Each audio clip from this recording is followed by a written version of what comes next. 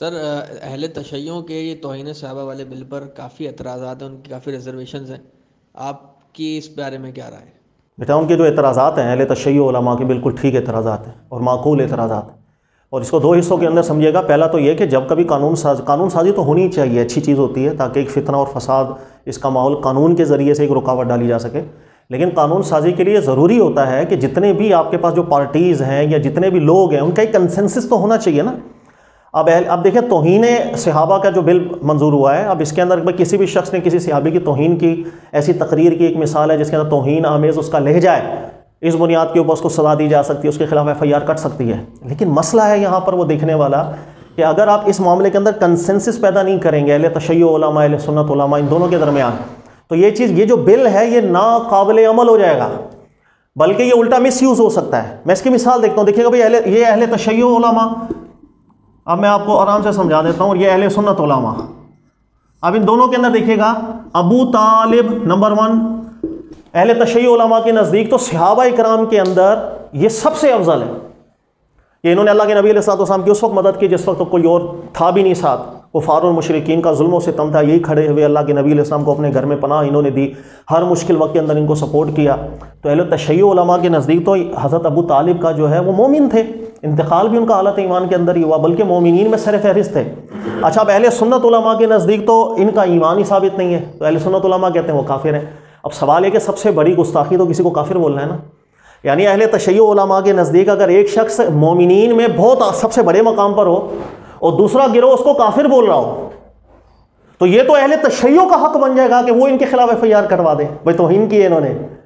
तो ये कंसेंसस के साथ एक कानून, इसमें एक जिक्र होना चाहिए था, इसके अंदर बहस होनी चाहिए थी कि एक कोई लाहा अमल, कोई ज़ाबिता तय होना चाहिए था। हो जाता है, सब कुछ हो जाता है। अब इसका उलट देखिए। अच्छा, बाय द वे ज़हन में रखिएगा, अबू तालिब का जो ईमान का मसला है, यह अहले सुन्नत उलमा में भी इख्तलाफी राय है। बहुत बड़े बड़े उलमा अहले सुन्नत हैं कि जिनके नज़ीर अल्लामा जलालुद्दीन सुयूती हैं, अहमद बिन दहलान हैं, अल्लामा शारानी हैं, सुबकी हैं, अल्लामा कुर्तुबी हैं, बहुत बड़े उलमा हैं, फ़िक़ह हनफ़ी, इब्न जौज़ी हैं। इन सब के नज़दीक हज़रत अबू तालिब जो थे वो मोमिन ही थे, और इमाम बुखारी जो रिवायत लेकर आए हैं वो उस रिवायत के मतन पर एतराज़ करते थे। बहरहाल ये आज का टॉपिक नहीं है। अगर आप लोग इंटरेस्टेड हैं, ख़ासतौर पर मेरे जो सुनने वाले हैं, अगर आप लोग इस टॉपिक पर इंटरेस्टेड हैं कि अबू तालिब मोमिन थे या नहीं, इमाम बुखारी जो रिवायत लेकर आए हैं जिससे साबित होता है कि इन्होंने कुफ्र इख्तियार किया था, उसके मतन पर उलमा क्या एतराज़ करते हैं। अगर आप लोग इंटरेस्टेड हैं, मुझे कमेंट्स के अंदर अपनी राय दीजिएगा, इंशाल्लाह फिर अगले लेक्चर के अंदर मैं ये टॉपिक भी आप लोगों को समझा देता हूँ। अच्छा, ये तो अबू तालिब के हवाले से हो गया। अब देखिएगा कि कुछ ऐसे हैं सहाबा किराम अलैहिम रिदवान कि जो अहले सुन्नत के नज़दीक सबसे बड़े लेवल पर हैं। यानी अबू तालिब तो अहले तशय्युओ के नज़दीक सबसे ऊपरी लेवल के हैं, बड़े सहाबा में से। अब अहले सुन्नत के अंदर देखिएगा, हज़रत अबू बकर सिद्दीक़ रज़ियल्लाहु ताला अन्हु, ये बहुत बड़े दर्जे के ऊपर है, यहाँ तक कि सहाबा में सबसे अफजल समझे जाते हैं। लेकिन हज़रत अबू बकर सिद्दीक़ के हवाले से अहले तशय्युओ को एतराज़ात हैं, वो एतराज़ात करते हैं बहुत से मामलात के ऊपर, उम्र फ़ारूक पर करेंगे। और अहले सुन्नत के उलमा तो तमाम सहाबा किराम में अगर उनसे कोई ख़ता भी किसी रिवायत के अंदर आई है उसे इज्तिहादी ख़ता करार देंगे, लेकिन दीगर तबका वो इज्तिहादी ख़ता करार नहीं देता। तो ये तो एक इख्तिलाफ है ही इख्तिलाफ, ये है अहले सुन्नत अहले तशय्युओ के अंदर, ख़ासतौर पर सहाबा किराम के मामलात पर। और इसी चीज़ के ऊपर मैंने पीछे भी एक क्लिप बयान किया था, सहाबा किराम के तौहीन का बिल पास तो हो गया, लेकिन दिलों से नफरत कैसे निकालें।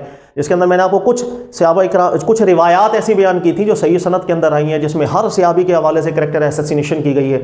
और मैंने उसके अंदर एक नुक्ता भी आप लोगों को बयान किया था कि अगर हम इन रिवायात को बैठाकर उलमा को, दोनों तबके के उलमा को, ये दोनों तरह की रिवायात दिखाएंगे तो कोई ना कोई नतीजा निकलेगा। लेकिन बहरहाल ये एक ऐसा इख्तिलाफ है जिसमें अहले तशय्युओ उलमा जो एतराज़ात कर रहे हैं, बहुत वैलिड एतराज़ात कर रहे हैं, इसमें कोई शक नहीं है। और ऐसा इख्तिलाफी मसला यहाँ पर अगर अबू तालिब है तो यहाँ पर अबू बकर सिद्दीक़ हैं। ये इस तबके के नज़दीक बड़े सहाबी, वो इस तबके के नज़दीक बड़े सहाबी, ये तबका इनको काफिर कहता है। और अहले तशय्युओ में बहुत से लोग ऐसे हैं, आप सोशल मीडिया पे सुन लें, वो यहाँ पर ईमान की भी बहस कर देगा।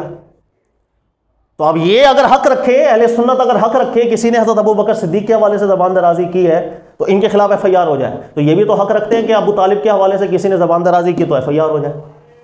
तो इसलिए जब तक कंसेंसस नहीं होगा, ये बिल इस तरीके से फ़ौरन लाकर पास करने की ज़रूरत नहीं थी। उनके एतराज़ात बजा हैं, वो एतराज़ात इसलिए नहीं कर रहे हैं कि जिस तरह हमारे यहाँ बयान किया जाता है, वो एतराज़ात उनकी बिल्कुल माकूल बात है।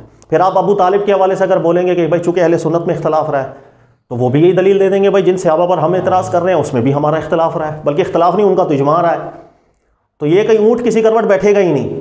ये दोनों तबके के उलमा की कमेटी बनानी चाहिए थी, जिसके अंदर मुतय्यन करना चाहिए था कि क्या चीज़ गुस्ताखी के ज़ुमरे में आती है, क्या नहीं आती है, कौन सी हस्तियां ऐसी हैं कि जो दोनों तबकों के नज़दीक मोतबर हैं, मौज़म है, उनके हवाले से क्या एतराज़ अगर किसी के मसलक में वो कहाँ तक जा सकता है, वो कहाँ तक उसकी अपनी तकरीर के अंदर उस नुक्ते को बयान कर सकता है। ये सब चीज़ें आपस में डिस्कस होती और कंसेंसस के साथ अगर एक ज़ाबिता को सामने आ जाता, फिर हम कहते कि ठीक है।